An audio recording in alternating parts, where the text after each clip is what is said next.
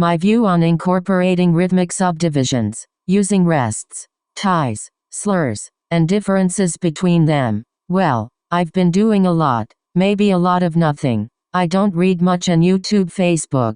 Aside from running my personal website, I have a lot of free time. I've already simplified scales, intervals, and main chords. But what's next? I used to play a rhythmic video game Guitar Hero up to Guitar Hero Live. Unfortunately, I lost the controllers from previous games like Rock Band 2 as well. As I watched more and more rhythm video games on YouTube, I noticed how I was paying attention to the rhythm rather than internalizing a melody. This new understanding improved my melodic understanding as well. I could identify a melody with precise melodic sequences too. My next thought I had led me to incorporate a minimum of 1 hour on various rhythm apps. I stated I use ear training before, but, simply put, rhythm is the other side of the equation that matters far more than just playing the right notes. So moving forward with this new understanding by simplifying melodies, chords, scales, and intervals, I put a new practice into my musical understanding.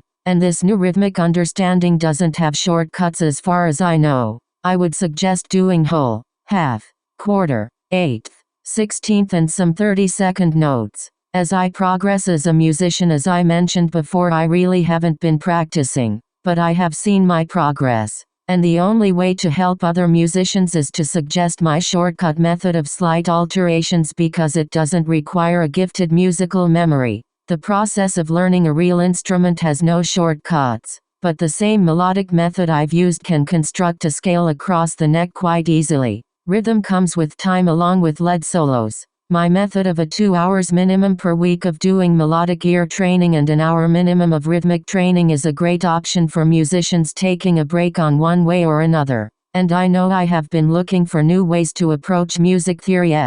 Difference between a half note or a quarter with a quarter rest. There is a difference, but it can't be heard for most instances. I wish that rhythm could be understood in a more intuitive way, but that just so not the case. As I mentioned before, playing rhythm games do require rhythmic understanding and precise timing, and can be a fun alternative when practice, composition, or making musical riffs aren't a number one priority. Aside from Guitar Hero, I used to play a game called Dance Dance, similar to Guitar Hero. The difficulty was challenging and I could play somewhat in time. But again, I found I wasn't listening for a melody, I was listening to underlying rhythm of a melody. To reiterate and clarify, my practice method has a new way of approaching complex rhythms. There are two ways of listening to a melody: melodically, in relation to a scale or mode, and far more important, rhythmically. All my method requires is basic understanding of major and minor pentatonic,